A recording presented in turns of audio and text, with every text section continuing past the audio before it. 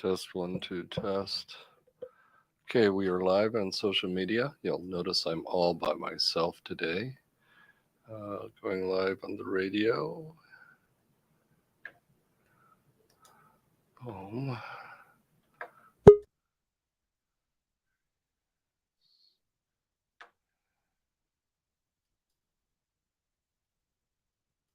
Two ball guys with Rancher Run. Two ball guys with Rancher Run. Two ball guys with Rancher Run.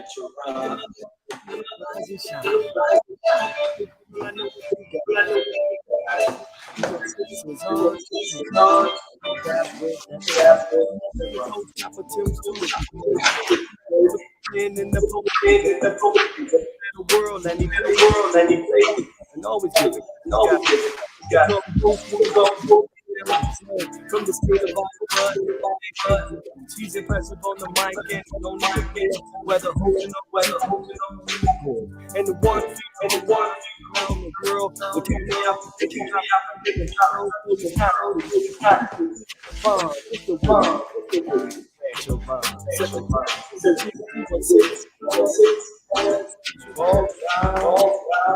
Good morning.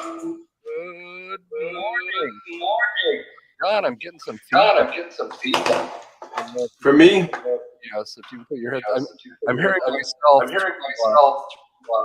through you. I don't know if you can put Let me see if I can do it with these. I've got. And in the meantime,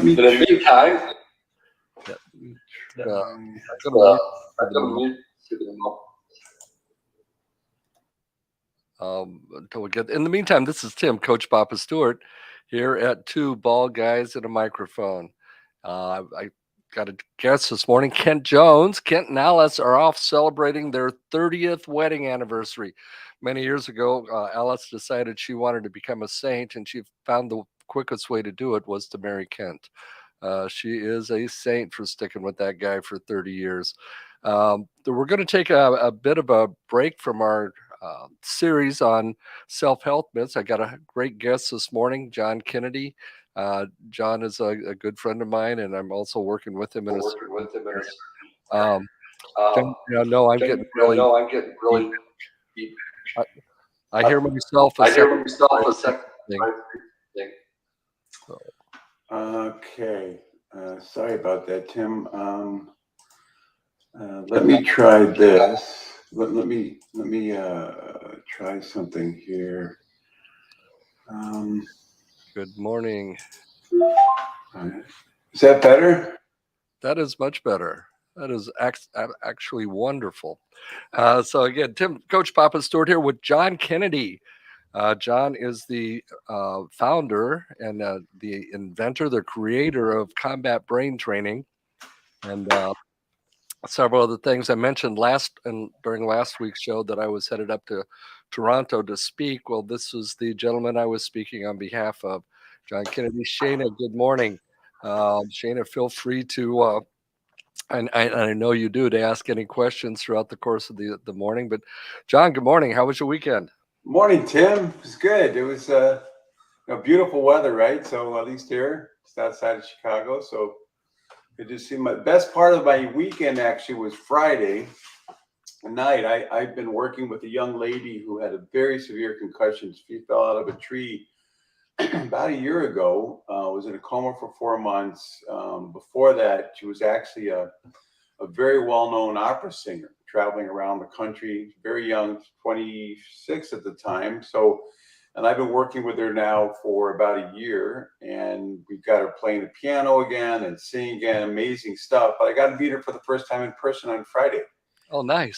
Her uncle is a good friend of mine. He's the one who referred me to her. So got to meet her and her family. And, you know, you see people on Zoom all the time, right? When you actually see them in person, it's very different, going from the 2D to the 3D. So her dad was a lot taller than I remember, and she just felt good to see her. Grace Canfield is her name, just an amazing young woman. So that was probably the highlight of my weekend. Yeah, I last week while I was up in Toronto, a friend that I had never met in person, but only on Zoom through the Monday Morning Ziglar meetings. Pam, you met her last week. Yeah, Who joined right. us at Ziegler, and Pam and her husband took me to their house and cooked this porterhouse steak and shrimp. Just an incredible dinner, incredible host, just wonderful, wonderful, fun people, and their little Chihuahua dog Z bonded with me like immediately. The Dennis, Pam's husband, was calling him a traitor because he was coming. I had an interesting weekend. My lawnmower blades needed sharpening. I have a deck, so it's got two blades on it. So I was able to get the deck off, get the blades off, get them sharpened, put it back together. And guess what? It didn't work right. So I took it off again, made an adjustment, found a little washer I'd forgot to put in, put that on, still didn't work right. Um, Eventually had to go buy a new belt, put the new belt on, and got the lawn mowed.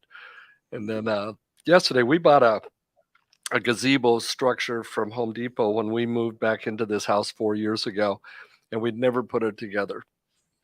So on Okay. Sunday, my son came over. We went to Costco. We like this Skinny Pop popcorn, and Costco is the only place we can find it. And we went to Costco to get Skinny Pop popcorn. They were out of Skinny Pop popcorn, but they had a picnic table on sale. So I also got a picnic table to put in the gazebo. So I was putting things together yesterday. Great. Uh, Great. my son and his wife Danny were over, and Danny was incredible at the instructions. She was the project manager, and we were the helpers. So that's went well. Uh, Shayna is like one of our great followers. She's here all the time, and we just have the opportunity to. So, John, why don't you talk a little bit about combat brain training, what it is, where it Sure. came from, and then we'll dive into some of the things that we're doing. Yeah, it's kind of a miracle till to me, Tim. And I think back of how it came about. My background was really project management and process management. Did a lot of consulting for some really big companies, Aon, Motorola, AJ Gallagher, pretty much at a high level, just trying to get operations to become more efficient. I love doing that because when you get your operations more efficient, not only is it good for the business, but it's good for the people, right? So they know what they have to do. It helps younger, inexperienced people learn the business, and it helps your more experienced people focus on things they like to do better. So all goes back to actually something that happened to me when I was managing a restaurant a long time ago. I was basically waiting tables, trying to support my family. And on a Friday, the owner said, "Hey, John, I need you to step up and manage this place," because I had to fire the manager. And I thought, "Oh, this is great, man. I can do this. No big deal. I know the customers. I know the restaurant." And I um, so everything was going along fine, I thought, except our busboy, who the who we all kind of relied on without really realizing it, was sick that night. He sent his cousin, who'd never waited bus tables before, and it was a disaster, right? So I don't know how many of your listeners are out there. You get an opportunity, you think, "Man, I'm going to shine. I know how to do this. I'm going to be the star," and instead fall flat on your face, which is what happened to me. So it just really, it was a complete disaster, and I couldn't figure out why. And I spent all night, really till 2, 3 in the morning, walking around the restaurant, praying about it, thinking about it. How can I make this not be repeated Saturday, which was our busiest night of the week, the next night? And I happened to see the seating chart that every restaurant has. And on the seating chart, it's designed basically just so you can assign different tables to different wait staff. And I realized I could draw a line that would pass by every table in one continuous stream. And I had this kind of aha moment. And I thought, what if I put the bus tray in one place, the water, the coffee, the silver tray, because it always bothers me in restaurants when they don't replace, the silver that they take, and strategically placed along that path. So the next night, Saturday, I talked to the busboy, walked him through that path. And every time I said, "You got to do something else," right? So first you go by, you pass the water, and next time you clear it. Next time you put down more silver, and next time you clear it. Next time you bring coffee. So by following that one simple process all night long, we actually had the best night we'd ever had in the restaurant, because he was doing what he wanted to do. Waiters were able to focus on what they needed to do, which was please the customers. And I was happy because everything ran well. And the owner, of course, was happy because he made money. The cool thing for me was I realized was the busboy, instead of feeling like he'd let us down the night before, even though it really wasn't his fault, now felt like he'd really contributed, and he had. So that's what the basic methodology that I based my consulting on. That same methodology is what I use for those big companies I mentioned. And then in 2006, my brother came back from Iraq. He said, you know, the improvised explosive devices, which are the booby traps that kill so many of our people, are killing us. Can you help? And I was able to talk my way into an event the Marines held every year. Basically, it was to see if anybody had any possible way to save lives from IEDs. And I thought, who knows, maybe I can help save a life instead of maybe just helping companies make more money. And what occurred to me was our Marine guides who led us around, who had all survived IED blasts, pretty much said the same thing. I started to go down this one street or in this one building, and somebody told me something was wrong. So I went a different way, and the guys behind me kept going, and bomb went off. So, you know, why did two Marines, similar demographics and similar training, one has better what we would call intuition than the other? And on the last day, shaking hands with General Doug Stone, who was a base commander, same thing. I kind of got this eureka moment, and I realized, what if I can do the same thing for the brain that I do for, you know, Marines and operations, or what I was doing for operations with these businesses, and make the brain more efficient? Maybe I could basically improve intuition. So that was a hypothesis. Marines gave me a contract to test it out. It was extremely successful.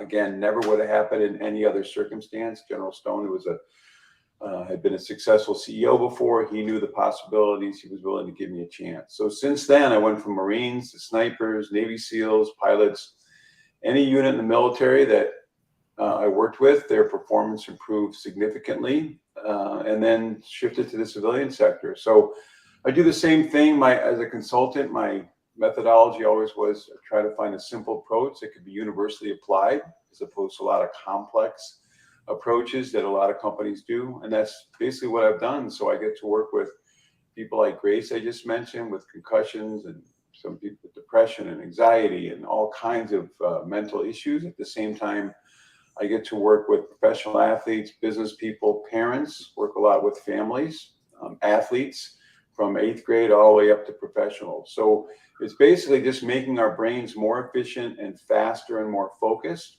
And then kind of everything else that we do just gets better, right? In a fun, interactive way. So I really love what I do. You know, and it just dawned on me while you were talking that I don't think you and I have ever actually met in person, have we? That might be a good, yeah, well, I think for your soccer girls, that was Zoom, wasn't it? It was Zoom. It was on Zoom. Yeah, 'Cause that's during the right. pandemic, That's we had met at a online networking event shortly right. before that.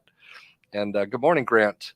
And the you know, we were locked down. I couldn't physically be with the girls, so we were Zooming. I was trying to find things that would, you know, keep them actively engaged. And being a retired military guy, just the title of what you did, combat brain training, like, yeah, Right. I like that. You know, the three elements of war are move, shoot, and communicate. The three elements of soccer are move, shoot, and communicate. Yeah, right. So Right. combat without shooting at each other is the game of soccer. So I'd asked you to come speak to the girls. We got we got the training. It went well. I laminated sheets, and when we were able to get together following the pandemic time, we Right. brought the sheets out, and we practiced the exercises physically. Good morning, Frank. We did well, and then things got busy. We had some minor crises happen. The sheets got put away, and life kind of went back to pre-combat training. Right. Right. And then I had kept working on the exercises, but about a year ago, I moved my office when my granddaughter moved in, and the she's got put away in a box, and I just kept moving on. About 7 weeks ago, I was coming back from a retreat with a gentleman who said he was he apologized to me right away. He says, I've had short-term memory loss because of 6 brain surgeries. And boom, you popped into my mind right away. I reached out to you that next day, and you sent me all the exercises and the format again. And within 6 or 7 weeks, Brian has already recovered a portion of his short-term memory that 5 years of therapy have not been able to help him with. And at that point, I asked you, I said, John, can you certify me in this? I need to teach this with all of my clients. And so far, all of my clients have gotten the basic exercises. Awesome. And it's fun. And then last week, I had the opportunity to go up and speak on your behalf in Toronto, Canada. Yeah, thanks for that. Well, that was, what a blessing it was. I got to meet Pam and Dennis in person. I got to speak to, hey, good morning, Derek. Got to speak to one of the women came back the next day and said she brought the exercises home and took her husband through them, and her husband was better at him than she was. And so, so it gave me an opportunity to have some really, really good conversation with people and just watch the lights come on. So really appreciate. Derek says you need to try to foresee the issues possible and plan, adapt, and overcome. And Derek, you're right on, because that's what these exercises that John has developed has worked. Now, obviously, the exercises aren't what they were the very as you were trying to develop them. How did you come up with this particular process? Well, this action, interesting, Derek. That's the Marine Corps motto is improvise, adapt, and overcome, right? Which is pretty much the motto of entrepreneurs too, right? You have to continually improvise, adapt, and overcome. So this is perfect for this. And as Tim says, that's what we're doing to your brain at a very core level, improving its ability to process information. We call it break it down and think it through before you execute. But the exercise that Tim's talking about, that first one is very similar to the very first one that we did with the Marines. It's just gotten so much better. We had it in little booklets, and it just took a lot longer. These are designed now, so by the time you get from the top to the bottom of the page, you're already changing your brain, and you'll notice it, right, Tim? You kind of notice you're a little bit smoother, a little bit faster by the end. And it's based on research out of MIT at the time that found that robust stimulation will start to change your brain immediately. And this is the only program in the world, according to Special Operations Command, that does that. I mean, there's a lot of games you'll see like on your phone or Cogmed and Lumosity and so forth. And you always get better at the games because you're practicing. And they're actually designed to have you do better at, cognitive skills tests. But it's been probably 25 years or so now. Whenever they try to do any real world evaluation, the programs don't. You get very, very minimal real world benefit from doing a program just on a screen. There's just no way. And so the way I defined robust stimulation was you change the brain. At the same time, you're improving the connections to eyes, ears, mouth, hands, and feet, right? The parts of our brain that interface with the real world. That's why it's good for athletes. It's good for moms. One of my clients was a horse trader from Texas. And he said, John, I'm the clumsiest guy in the world. My wife keeps all the coffee cups away from the edge of the table because I always knock them over. And then after a few weeks, we met once a week, he said, John, I got to tell you what happened. I knocked the coffee cup off the table and I reached out, grabbed it, put it back without even thinking about it. My wife was shocked. So a lot of guys end up, shocking their wives sometimes with some of the things that they can do. But that core of that, making that brain faster and more focused, is exactly what we need to do. Just like putting a faster processor in your computer, everything else gets faster and better. And Tim, I don't know if I told you, because I forgot, we're talking about soccer.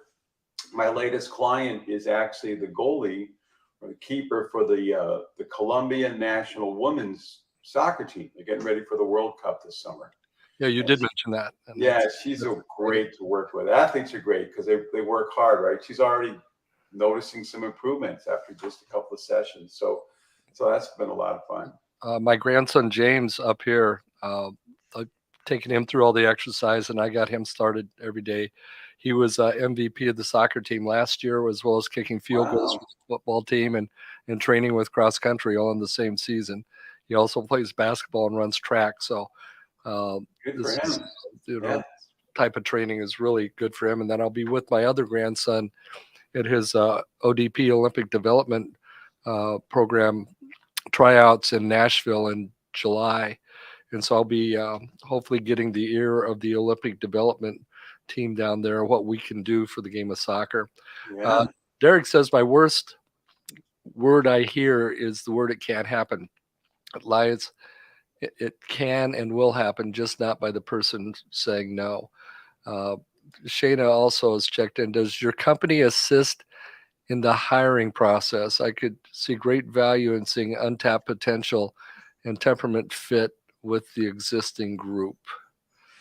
I actually do not the hiring process, but I do speak and actually help people in the transition process. There's a great group, a friend of mine, Marty Gilbert, runs. And it supports people in transition. Because transition, everyone knows, right? That's hard, right? You got to go from existing position, and you got to learn how to interview, do resumes, and go through that process. And then once you land, you have to very quickly be able to come up to speed very quickly with entirely new people. Which similar to the Marines, a lot of transition. So it definitely helps that, improves the mental agility that's necessary for that. So I don't necessarily work with companies that are trying to place people, but I do work with the people themselves who are trying to transition into a new position. As you and I were talking about, the niche for this, what is the niche for combat brain training? Well, the old marketing, if they have a brain, it works.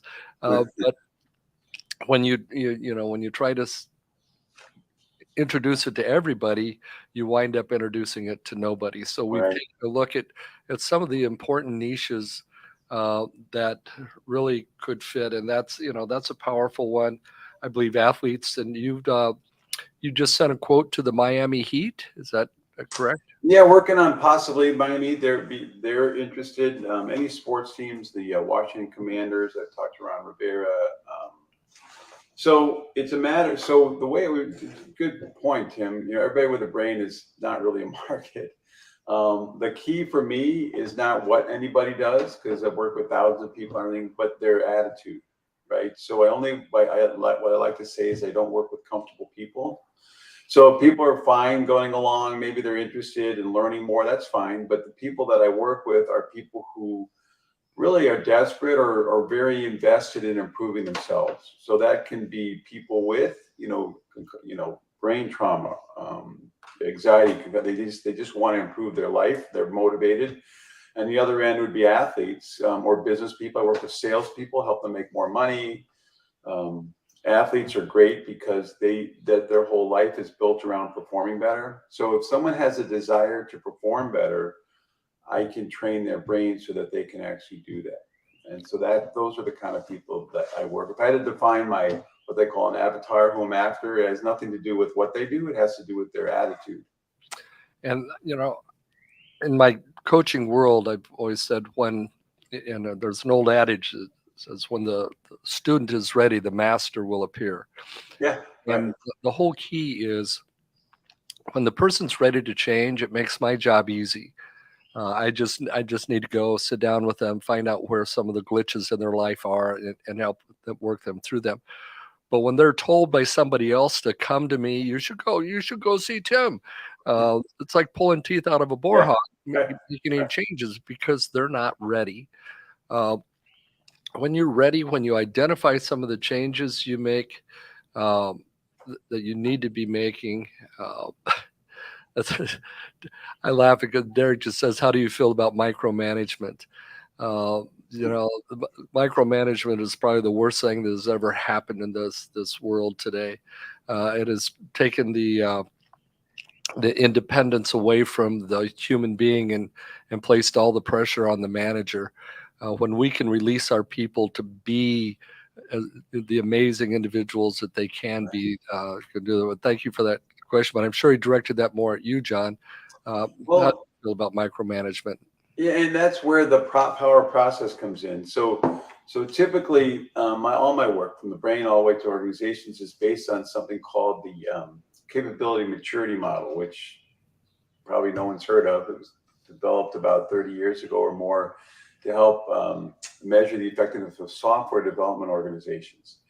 And so there's basically 5 levels of maturity. Maturity obviously is a good thing, right? So, and actually I helped devise a whole assessment methodology for a company that I work with, that we would apply this to companies to determine where we could improve their performance. And so there's 5 levels. The bottom level of this is ad hoc, right? So you get a bunch of people together, everybody does what they think they're supposed to do, or managers are telling people what to do, micromanagement, all that kind of stuff, because they think that's what they're supposed to do. And the more people you add to that mix, the bigger the mess it becomes. The second level up is called repeatable, and that's where you try to repeat the good behavior. A lot of companies will start mentoring programs because they want their experienced people to mentor their inexperienced people to try to bring them up to speed. The problem with that is if you have a great mentor and a great mentee, it might work. Any other mix, and it can be a disaster, right? Because not only it's the attitude of the person being mentored that is important, but now you've given your experienced people more work, right? They have a whole nother job now where they have to mentor someone else. And again, it's not documented as much as it is just trying to tell them what they do well. So that doesn't always work too well. It ends in a lot of burnout. But the third level is the most important. That's the defined level. And that's where your experienced people define everything that they do, all the mundane tasks that they have to do on a regular basis. They write it down, and it's something as simple as a checklist. You pass it off to your inexperienced people. And a couple of great things happen, very similar to what happened. This is when my lights went on back in the restaurant, right? Because once the busboy knew what to do, everything went better. So now your inexperienced people have a list to follow, and they can adjust it, if you need to, right? Once it's written, then you can manage it. But by following that checklist, they can do those tasks about as well as your experienced people. They feel like they're contributing instead of being a burden to the mentor, and they can actually do some good things while they learn about your company. In the meantime, your experienced people now are free to do the creative, proactive things that not only they would much rather do, but at the same time adds more value to the company. So that eliminates that micromanagement, right? You have responsibilities as opposed to just someone telling someone else to do that can vary day to day.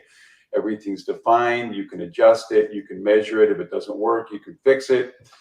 Without a lot of stress on the people that are going through the process. Now, there's 2 higher levels, managed and optimizing, which are good. They're actually building on the defined level, but that's exactly what I did for the brain too. So the exercises we do are targeting some very specific, defined cognitive skills that are critical to performance. And that's, again, simple approach, universally applied. That same approach I mentioned to prevent micromanagement and make everybody happy in the business is exactly what we do for the brain as well to make it more efficient. And I've just put your website up on the screen, that QR code. If someone would want to talk more with you, if they scan that QR code, it will take them to your Calendly link, and it will give you give them an opportunity to just have a short conversation with you and see how. I'd love to talk to people, and that actually is my website. I used to have a lot of information there, but again, because most of my work is referrals and I only want to work with people who are serious, that's pretty much a way to contact me. Shana asked a great question. Are you seeing an overall decline in mental fortitude out there? Everyone I meet seems to be dealing with a lot of anxiety. I don't know if I would call it mental fortitude. I do know there's a lot of anxiety. Our government basically shut us down. I mean, how anxious is that? You can't go out, you can't see your friends, you have to wear a mask. I mean, all that shutdown stuff creates anxiety because we weren't free anymore, right? We couldn't get out, we couldn't hang out with our friends. I mean, a lot of social anxiety, worse on the kids. I'm going to be doing a program at a university in the fall and the reported, reports of mental instability, whether it's anxiety, depression, in college students, has gone from 1 out of 5 to 4 out of 5. Drug abuse. I mean, so many things have happened. And so, yes, I do work with people like that and can definitely help them. One of the reasons for anxiety is that we get overwhelmed, right? People that get overwhelmed, and if there's just so much data coming into them, everything from having to do things differently, they can't go out anymore, they can't work anymore, they got to do Zoom, that builds up. And so what my program does is to help them think more efficiently with more focus. So that is a huge benefit to people with anxiety, because now they can handle things they didn't think they could before, and they do well at them, and they also have more confidence. And that's also the people with depression I work with, the same thing. I'm not a big fan of the medication. Obviously, it's important for some things, but the ability to, every time you do these exercises, there's a little dopamine release, you feel good about it, you're accomplishing more, that can help change that, depression cycle. And the same thing with ADHD. Almost any of those type of issues, we can pretty much help. But yes, you're right. I think, again, I don't know if it's cognitive fortitude, but just anxiety and people not being able to do the things and continue to stretch their brains the way they used to be able to. Well, I know when I get up in the morning, especially before the show, I go through my exercises I did this morning. Right. And it's a powerful piece. Now, we added into the presentation some discussion on affirmations as well, and putting the two of those together. I mean, I had COVID before COVID was cool in February of 2020. In March of 2020 was when things started slowing down and shutting down. Didn't know what we had. The doctors out at James A. Level called it type A influenza. Go home and take Tamiflu. And I was down for 8 days hard. And my mom always fed me chicken noodle soup, and I just loved that. I couldn't even taste the chicken noodle soup, and I didn't, what's going on here? Well, later on, we figured out what was going on. But since that time, I've had a cough, and this cough, I'll cough 15 to 20 times an hour minimum, without having a cold or hay fever or anything, any reason for it. The doctor said it might be vocal cord dysfunction and told me to shut up. And that didn't work out too well for me, as you can imagine. And we'd come together with Brian and the exercises, and I started doing it. But I read a little deeper into the symptoms of what I had. Yes, I did go to Wikipedia. No, it wasn't Wikipedia. It was a couple of different sites, and found out really what my symptoms led to was a neurosomatic type cough, that viruses will leave scarring in your throat area near the cough button that says you have something to expel. Cough, cough, cough. Nothing to expel. I stopped coughing. And the doctor whose video I was watching had a specific medication he prescribed for it. But when I heard the word neuro in there, wait a minute. The work I do with affirmations, Noah Done, and the subconscious programming, the work I've started doing with you in combat brain training, I said I should be able to put those two together. And within 48 hours, I gained major control of the cough. Yeah. And it's incredible how this works on all 4 quadrants of the brain. And I wonder if you want to speak to that a little bit, how when we can engage all 4 areas of the brain, it actually begins to rewire and make things work quicker. Yeah, good question. But just put in a plug for you, Tim. I think that affirmation piece that you added, so to the audience, the kind of the overall program is called Blow Your Mind, improve your attitude, cognitive, and habitude. The same approach we use to help your brain to get faster is also, we can change habits in less than an hour as opposed to 6 weeks. And Tim added the affirmations piece, which is really powerful, Tim. I think that really added a lot to the program. And so we combined all 3 together. It's a very powerful program. But that is the goal, right? So the more parts of our brain that we use simultaneously, the stronger everything is. And that's what that robust stimulation does. So when we do these exercises, you're not looking at a screen. It's actually a piece of paper, which is analog, as opposed to a digital interface, which is very shallow. you say you make the decisions, you say them out loud. So using eyes, ears, and mouth, engage your hands. So now not only we make engage the longer neurons from your brain to your hands, but at the same time, because the left side of the brain controls the right side of the body, and vice versa, we're also now engaging both hemispheres of the brain at the same time. And we can do the same thing with the feet. So there's been some research, and it's interesting, the profession with the most efficient right brain, left brain connections are actually professional drummers. If you think about it, they have to do different things with each hand while they're thinking about what they're doing. And so we try to create that as well. So when we have eyes, ears, mouth, hands, feet, all engaged at the same time, all those connections are getting stronger while you're making decisions.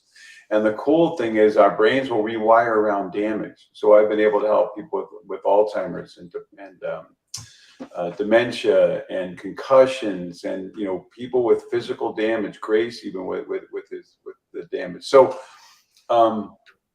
if we stimulate the brain in all those ways, then all those connections are made stronger and faster, and it starts to happen very, very quickly, which is always amazes me how fast. Typically in our first session, by the end of 45 minutes, people are doing things they couldn't have done when we started. And their speed of processing, which Tim, your time's gone way, way down. The speed of processing is really important to our ability to function, right? And that gets faster every time as well. So yeah, I last year when we were doing it with the soccer team, my assistant coach Dan and I were actually more competitive with each other, and we take it from just over a minute to complete the timed exercise to somewhere in the 50-second range. Yeah. And now when I'm just doing that exercise, it's at 43 seconds. Yeah, fast and smooth too, much smoother, right? Well, what will impress you is my sophomore grandson, or he's between his sophomore and junior years now. His first time through it, he tied me at 44 seconds. Wow. This kid is scary Yeah. with his, but he's a very high level soccer player. His field vision and he's a bright kid, so it was a lot of fun. Him and I compete in a lot of different things, and it was fun. I can't keep up with it athletically anymore, but mentally I can still challenge him a lot. We're at the just a little past the halfway mark. I'd like to point out that the financial support of Natural Therapy and Wellness has really kept Two Bald Guys and a Microphone going for a number of years. John Peterson and his team sponsored our very first show in 2016, and he's been a consistent sponsor ever since. So Natural Therapy Wellness in McHenry, Illinois. If you got something that you need to work out physically, definitely the place to go. So we're actually on the backside. We're almost 3/4 of the way done with the hour, John. It goes fast, especially great information. Your greatest accomplishment with this, what is a story that you have, or a testimony of somebody that? Well, it's hard to find one. I mean, obviously, Grace, I'm inspired by her hard work every time we meet, which is why she's getting results. One of the things that happens probably is I get surprised often by the results, not that they improve, but in the areas they improved. One financial analyst, for example, completely overwhelmed at work, just got a promotion. I met with him on a Friday. And then I expected to hear the next week that his work was going better, which I did. But what blew me away was I got an email from him Monday morning. And he said, "Hey, John, I got to tell you what happened. I ran through your exercises Saturday morning. I got more done around the house by noon than normally I would all weekend.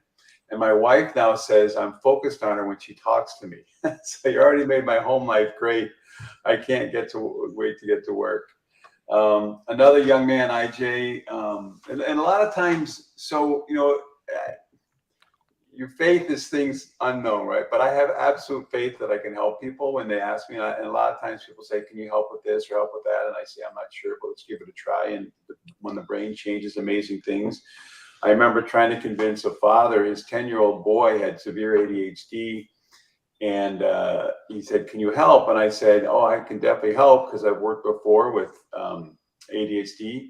And he was not very sure at all. So I actually worked with the whole family, dad, mom, and IJ, who was about 10. And the dad was blown away. The next day he said, John, afterwards at IJ's baseball practice, for the first time ever, he listened to the coaches. He caught the ball right and threw it. And then later that night, he was bored. I told him, go read. And he never reads because he can't keep his attention long enough. He said he sat down and read for an hour, even with his younger brother bugging him the whole time. So even after that one session, his ADHD was also better. Young Marine who, a lot of times, especially nowadays, there's a lot of people suffering from post-traumatic stress disorder, just traumatic things in their lives, even including from COVID. And they don't really have a way to express it, and they don't always want to get help. So one young Navy SEAL, the group I was working with, said to me after, he said, "John, I know I got ADHD. I mean, PTSD. I've deployed several times. My anger was chewing me up. I was destroying my unit, but I didn't want to go get help because I didn't want to leave the guys." He said, "Now it's all gone." He said, "I'm calm. I'm effective. Our whole team is going to function better now, because of this training." Shana just piped in with, "I've always been interested in the brain and have had a front row to ADD, autism, and Alzheimer's. I would love to understand why music seems to have an immediate effect on mood. You speak to that." Well, music, it's a good question. I don't know exactly. I know that some of what we do with our exercises is the same thing as playing music, although it's compressed. I work with a number of composers and musicians, but I think music as a whole, just because of the brain, it's focusing on the music. Probably depends on what kind of music, right? I don't know if rap music is so good for the brain, but maybe. But I think that we're just kind of in tune with music. I really can't answer that. Other than that, the brain waves will probably try to sync up with the music, and maybe classical music or easier music, as we sync up with that, it's maybe helping our brain get to the to the more efficient brainwave states. And to be clear, Shannon, John is not a neuroscientist. He's not a neurotechnician. He's not a neural brain surgeon. He is a process manager. What he's done is taken the process concept from the outside into the brain. And in doing that, it's made the brain more efficient, and he's experienced. But John, you've also, since developing this, you've had the opportunity to speak to several neuroscientists, neurosurgeons who have who stand behind what you do. I don't know if you could speak to, I know there's one in particular that you told me about that told you why this works the way it does. Yeah, one of the neuroscience from Northwestern. So basically what I call myself is a neuroplastician. That was a term that was coined by Norman Deutsch in his book, The Brain That Changes Itself, which I highly recommend. It came out about the time I was developing this. And there's a couple of other of us out there that I've met. We don't come from the medical community. We come from some other way that we found that is very effective at changing the brain. Speaking at those conferences is always interesting because, there's a lot of research-based approaches. Mine's results-based. I'm a consultant, right? If you don't get results, you get fired. So research is great, but it takes a really long time. And what I find when I speak at some of these conferences is they'll report on this research they've done on something, it's important, right? But something small. We think if we can continue to work on this, maybe in 5 or 10 years, we'll be able to make a difference. And I present my results, right? So we've got people overcoming concussions and brain trauma and all these other kind of things because the results are so powerful. One of this neuroscientist that Tim's talking about from Northwestern, after she experienced a little bit, and she was very helpful in the research of why. So for me as a consultant, we want to make things happen. Afterwards, sometimes we'll figure out why it happens. And she said this never could have come from traditional research because it's reductionist in nature. They have to, by following their protocols, you have to find one small thing and build on it. She said this never could have come from there. They basically said this must have come from God, which was kind of nice validation. But she said that's why it's so powerful, because when we approach the brain from so many different areas at the same time, it doesn't really matter what the issue is. The brain will find a way to work around that. And I do, by the way, so I have to mention my daughter. My daughter, who's helped me with this for a number of years, she's helped train, she's helped research, is a sophomore up at Hope College, and she's going to be a junior, actually, majoring in psychology and neuroscience. I think this was kind of what got her on the way. And so I've got a stack from speaking, I've got a stack of requests to write articles, because that's how you get things going in the scientific community. That I'd rather work with people to do that, but she's going to help me. So one of these days we'll get a scientific article out there, because that's something she does a lot better than I do. So we're going to try to get something published. Amen. Again, if you've tuned in today and you're only seeing one bald guy who's actually not bald, but just identifies as these days, Kent and his wife Alice are off celebrating their 30th wedding anniversary. Wow. So what a blessing. I just want to, throw a happy anniversary out to him. If you're him and Alice, if you're connected to them on Facebook or email, or however you talk to Kent, or just put it here on 216 The Net on the Facebook page. Just wish them a happy anniversary, because she certainly deserves it, putting up with that guy for years. I've only had to deal with him for 6. So, but we have a great time, a great partnership. We've been on our first series as we relaunched Two Bald Guys and a Microphone was on living the good life and helping people understand what the good life means. But last week we launched into a new series called the Myth of Self-Help. Does self-help really work?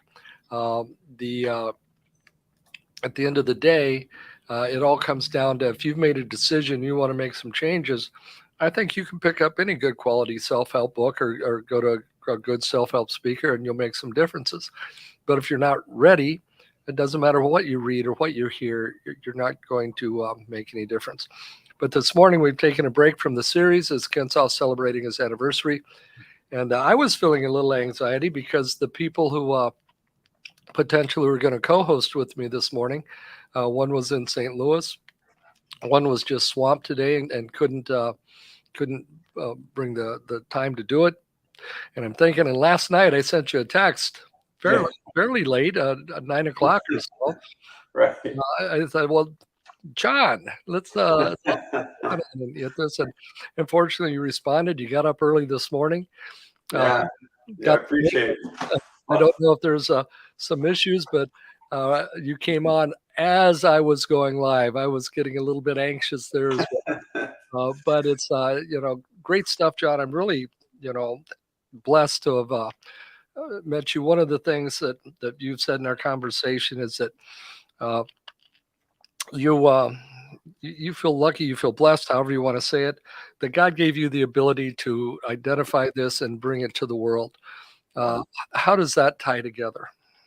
Well, I believe, I always, there's so much science out there, and to me, the brain is the most incredibly complex organ of anything, right? And it had to be designed by God. There's just no way it couldn't have been. I have a good friend who's a professor at Northwestern, and some of the information about our brains is just, there's absolutely no way at all it ever could have been involved. It's just so complex. And so being a believer, it's always been kind of cool to be able to try to learn more how God works. My whole perspective now is really about this neuroplasticity, which is basically the capability God gave our brains to change from repetition. So whatever you do, you want to be aware of that, right? That's how we talked about changing habits. It becomes a habit because you're a repetition. And so the ability to change that is very, very important, right? And so, God says, if you try to live a good life, you repeat good things, it's going to be easier, right? If you do bad things, it's going to be harder to do the good things. So it's Yeah, I mean, I see God in every person I work with. When I see the way that their lives are improving and changing, I just feel very blessed to be able to be a part of that. So, Shayna just came in. Shayna says, "What's the time commitment for the exercise you mentioned?" And Shayna, that's a great question. I go through the exercises myself. The baseline exercises, you know, 8-10 minutes a day. At the most, right? At the most, yeah. However, taking and going through the certification process with John and learning some of the higher level exercises, um, well, let's just say it's a challenge. But anything that is going to make you stronger has got to work. So as you go through, what we don't want to happen is someone to get comfortable and just say, well, I'm going to go through these baseline exercises because I can get through them in 10 minutes and it's going to help me be better throughout the course of the day. But we want to continue to grow and develop. And one of the things you and I were talking the other day, or you were explaining to me, is about the blood flow in the brain and how that connects with um, senioritis or dementia or potentially Alzheimer's. Speak to that just a little bit, and then talk also about the time commitment. Yeah. So first, time commitment. My sessions are typically about 15 minutes. We work your brain. It's like going to the gym really, really hard. But then, as Tim mentioned, the exercises that you practice on your own, I recommend you do it every day. It's only a few minutes. I mean, there's one that's basically Tim's talking about. He's doing it in 40 seconds. You do that a couple of times before something else during the day, and it gets your brain primed up. And it's really all it takes. The blood flow is something so people have told me a lot when they go through this in the beginning, they can actually feel it in their heads, and we know that blood flow is good, but it wasn't until a friend of mine who works at the Harvard Martinos Laboratory in neuroscience there was telling me how important that is. What happens is we get older. One of the reasons we start to lose our memory is because the capillaries that feed the neurons in our brain start to dry up. They get older, and when there's no blood flow to the neurons, they die. And if they die, we lose, if that happens to be part of memory. So what this program does is, by really forcing an incredible amount of blood flow through the brain, the capillaries get stronger, and we can actually create neurogenesis, which is actually the creation of new neurons in the brain when the brain works really hard in this way. So that blood flow is very important. And as I mentioned, a lot of times people can actually feel it as it's going through the brain. He felt this would be a great anti-aging protocol, just for that reason alone. Coming back from Toronto, I have to say I'm not sure it worked really well. I got to security, and I put everything in the container, and it's going through the scanner, and I go through the metal detector, and it beeps. I have my glasses hanging on my shirt. So I went back, took my glasses. They gave me a new carton. I put the glasses in there. They go through it, beeps again. I go back, and the pen had fallen down inside my pocket. I go back, I put the pen in. It's going through it, beeps again. In the bottom of my cargo pocket was a key to my car that I didn't fill when I was empty. So I'm like, oh my goodness, And so now I'm kind of flustered. I get to the end. I'm just trying to pack stuff up and get out of everybody's way. And I head down to the concourse to get on the plane. And the earlier flight was leaving for Chicago. And I thought, oh, maybe I can get on that flight. And they said, yes, there's an opening. And I looked down, and I'd left my CPAP machine back at the security checkpoint. So nope, can't do that. I had to go all the way back. And I got up, and I realized when I got there, I said, I didn't do my brain exercises this morning. Right. Not to say it would have made that big a difference. It's just one of those moments. But things happen. And as things happen, I think we can recover quicker from it. And, it's like the comedian who got stopped for going 12 miles an hour in a 10-mile-an-hour speed zone. And the cop got up there, and he recognized him as a professional comedian. He says, oh, don't let me have a great day. The comedian says, no, you give me that ticket. He says, I'm going to make $1 million off of this story. And as life goes on, and as we're writing our stories, I think this is a chapter that can be very important for all of us. Yeah, well, Tim, one of the things that we haven't gotten to that part, some of the more advanced exercises are about taking that whole. So when you do those exercises, you break it down, think it through, and execute, right? But if you can extrapolate that to the real world, so you're constantly thinking what's going to happen, break it down the components, think through what you have to do with it, and hold it in your memory so then you execute. So it's like example what you're talking about, right? Is before you even get there, if you're thinking, okay, so I can't have any metal. What do I have, right? And you break it down, think it through, and then when the time comes, you execute. Then it just takes a lot of that stress away from things as well because you're not caught by surprise. So that's how we extrapolate that out into the real world as well. We there's a game we play with our friends called Quirkle, and in Quirkle you have a bunch of tiles, and there's 6 different colors of tiles and 6 different shapes of those 6 different colors of tiles. And then it's all about placing the shapes or the colors together and making these formations. And I'm looking at that going, we could make a game here with the combat brain training that would be just super flexible as to how we set up the exercises and work. Yeah. Or That'd be cool. Yeah. Fun because it's already fun, and it's you and I have talked. We are really going out to gather some momentum for this program. So we'll go back to this day. I'll go back to the day I met you, and say this is a moment in time that changed not only our lives, but changed the lives of tens of thousands of people because of the momentum that's going to get going behind this world of combat brain training. At one point, you had talked about possibly changing the name from combat brain training to something else. But I do notice you've come right back to combat brain training. So if you could speak to that just for a second. Yeah, so the original program for the military with the Marines is called mental performance training, but someone else at the time already had that domain.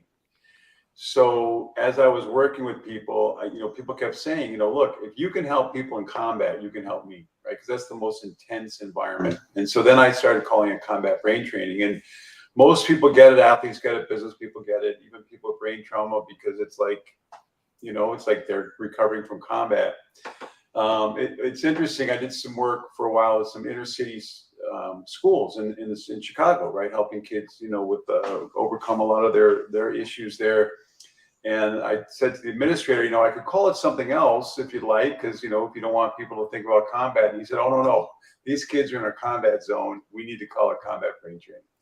So I have mental recovery training. I call for the recovery piece. I developed a program for kids called Brain Train Breaks, so they can integrate it right into the schools. Mental agility training, sometimes I call it that for the people in transition. But I keep coming back to combat brain training because nobody seems to mind the name once they understand where it came from and what it can help them do. So outstanding. And Shana says like mental muscle memory, and Yeah, and in fact, that's exactly so. There's 3 levels of that, right? So it's exactly what happens, although it's kind of flipped. It's really not the muscles that remember. We call it muscle memory, but it's the brain that remembers. So you throw a ball 1,000 times, you're going to be able to throw a ball easier because your brain is remembering that connection. And it's the same thing we're doing here. Like a computer, those would be your applications, and we're just upgrading the processor. But that's a very good analogy. Exactly. So, and Shana, again, she's been here for the whole hour, and we appreciate that. Great food for thought. Have a great week. Shana, thank you so much. Yeah, thank you. We've got a lot on our plate. On Thursday, actually, I'm going down to the Illinois Bone and Joint Institute to see if I'm a candidate to get these knees replaced.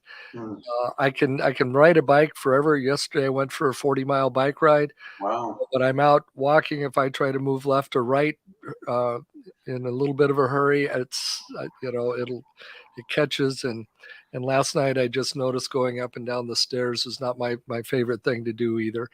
So I'll be headed down there, as well as meeting with several clients this week. John, you and I are going to continue working the certification process, Right. as well as building the Facebook page up and working on things like that. I'm going to put your website up here one more time. If you'd like to have a conversation with John, you can just QR code. Yeah. QR code on your phone, or the calendly.com / what's after the / John? Peak Performance. Peak Performance. So feel free to reach out, have a conversation. You can reach out to me as well, as I'm completing my certification in combat brain training and moving forward to help people. Stem cell might help. Let me know. I got a guy. So appreciate all of you. We are 10 seconds away. Thanks for getting caught in the net here with two bald guys and a microphone. Thanks, John, for being a great Thanks, Tim. today. Thanks, everybody.